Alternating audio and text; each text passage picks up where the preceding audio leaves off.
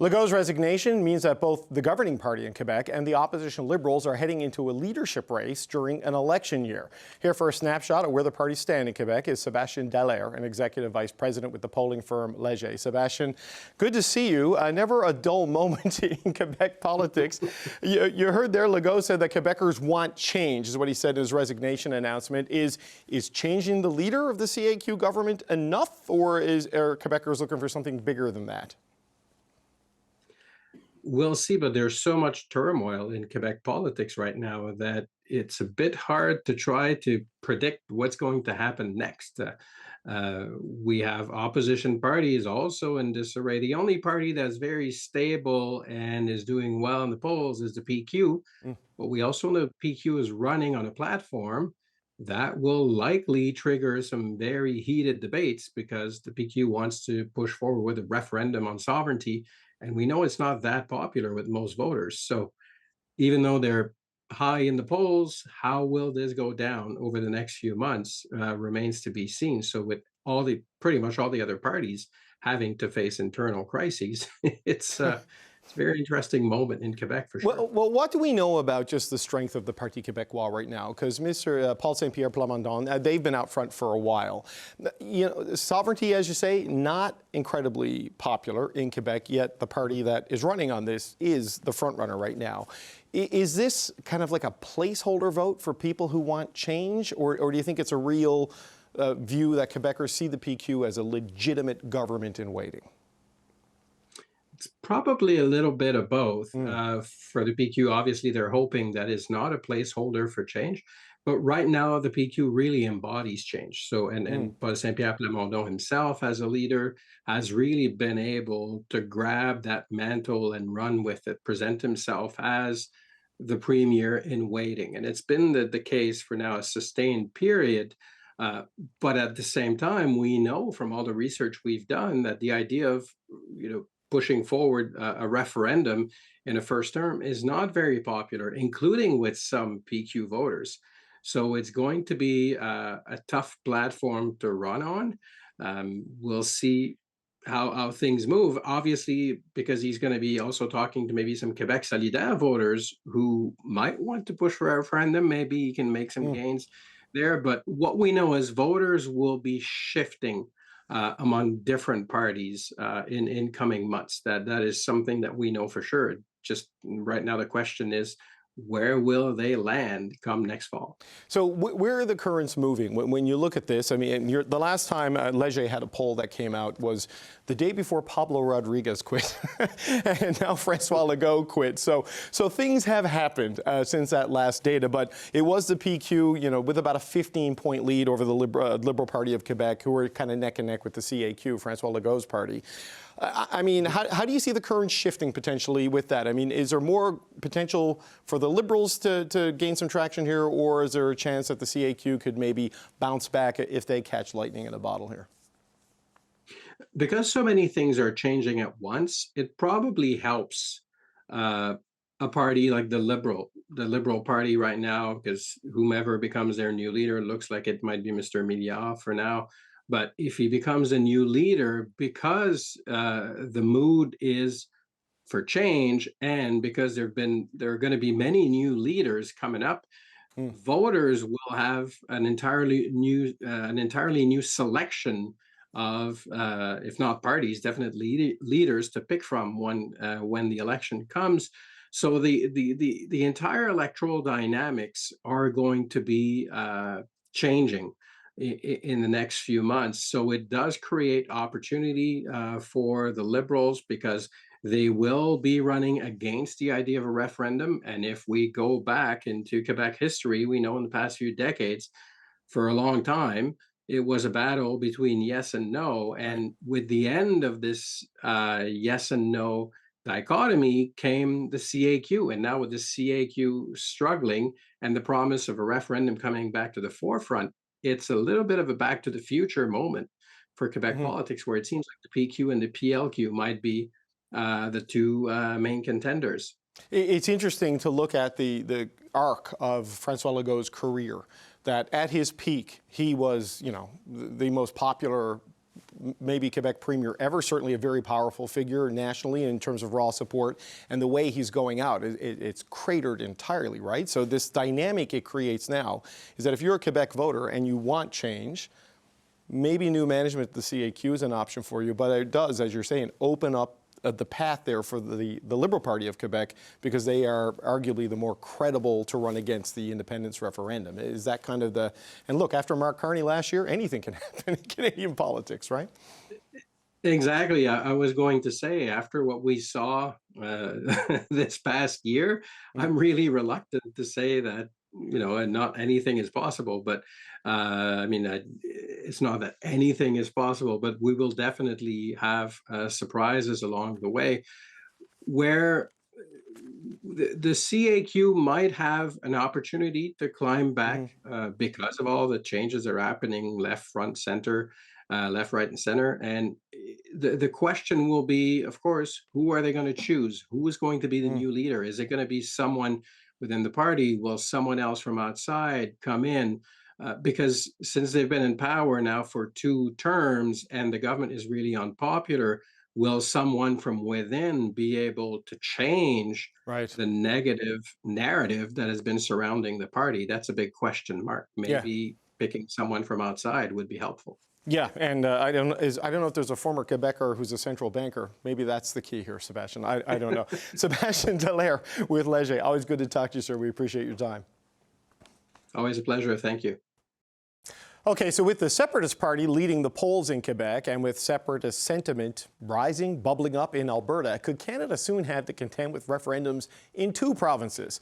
We're going to start there with the Power Panel. We've got Jordan Likeness. She's a former NDP strategist. Sherelle Evelyn is the managing editor of the Hill Times. And joining us through the magic of television, Supriya Dwivedi was an advisor to former Prime Minister Justin Trudeau. And Ginny Roth is a former Conservative campaign strategist. It is good to see you all. Supriya, as I was saying to Rafi off the top of the show, it wouldn't be the start of a new year without the resignation of a major Quebec political figure.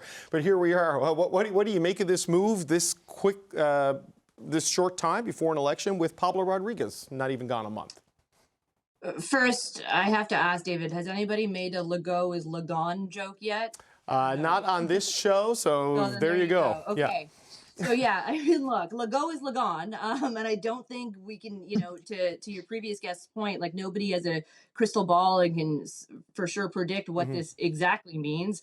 But I think in terms of broad strokes, if you're the Parti Québécois, you can't think this is good news. I'm sure they were looking forward to hammering Legault on his record, which, isn't exactly great. Just last spring, they announced a deficit that was north of 13 billion. It led to a downgrade of Quebec's credit rating for the first time. In the last bit of 2025, Legault's government decided he was going to pick this huge fight with doctors in Quebec, which not only led to some physicians fleeing the province, but also to, 2 rather high-profile ministers resigning over it. There's, more locally, there's that whole flip-flop with his Troisième Lien project. And then, of course, we're forgetting for the folks that are in and around Montreal, all of his, attacks, if you will, on Anglo rights in the province, and, the peppering of xenophobia. So if I had to guess, I'd imagine the race is going to tighten a bit as we get closer to the election. And then, of course, that old adage of campaigns matter applies. But yeah, look, I think that the difference that Legault has versus any of the Liberals is that, to your earlier point, like Legault founded the party, right? Like the CAQ is really tied to Legault in a way that the other parties in Quebec don't necessarily have. So it'll be interesting to see whoever takes over, how they're going to be hammered by the opposition, particularly if it's somebody who previously, has served in government with Legault. Ginny, I wonder about the volatility, right? As we was just talking about with Sébastien, this close to an election, that things looked very set. And, as we went away for Christmas break, even though Pablo Rodriguez quit, that, the PQ were on track. Now this maybe shakes things up. Not unlike what we saw a year ago, right? Like on the national level. How do you view this level of volatility this close to an actual election? I think that's right. And what I would add to that is, while most watchers and Quebecers would tell you that the PQ was like a solid favorite to win, and then it would be hard to undermine that. It wasn't because of any like really clear alignment with the majority of Quebecers. In fact, the PQ is committing to a referendum on sovereignty, and that's not true. That doesn't reflect the majority view of Quebecers. And so you had this strange situation where a separatist party was probably going to win, probably going to win by a lot, and have a mandate to do something that is not really in line with what people actually want all that badly, because it's such a core part of their mission. This, I think, now opens things up again. We can kind of move away from this like a guaranteed scenario of a PQ victory and talk about, does this become a three-way race? Does the CAC get to rise a little bit and get some buoyancy from just the pure change of the situation? I think whether they can replicate what the federal Liberals were able to pull off has a lot to do with who they choose. I think Mark Carney deserves a lot of credit for the uniqueness of that political save. But stranger things have happened. And if you are the PQ, you were very happy to have a scandal-plagued Pablo Rodriguez tied to Trudeau. You were very happy to have a very unpopular François Legault to contend with, and now you've lost them both. Yeah. Two of your greatest assets and your political fortunes have gone away, and you have to like totally rethink your approach to the next election. And it is a short timeline, but things have moved a lot faster in politics in the past, and there's a lot, I think, of movement that could happen. I assume pollsters are going to be in the field on like a weekly basis.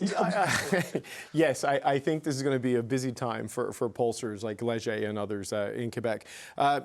Jordan, Tim is not here, otherwise we'd be doing probably a deep dive on what this means for the hydro deal with Newfoundland and Labrador.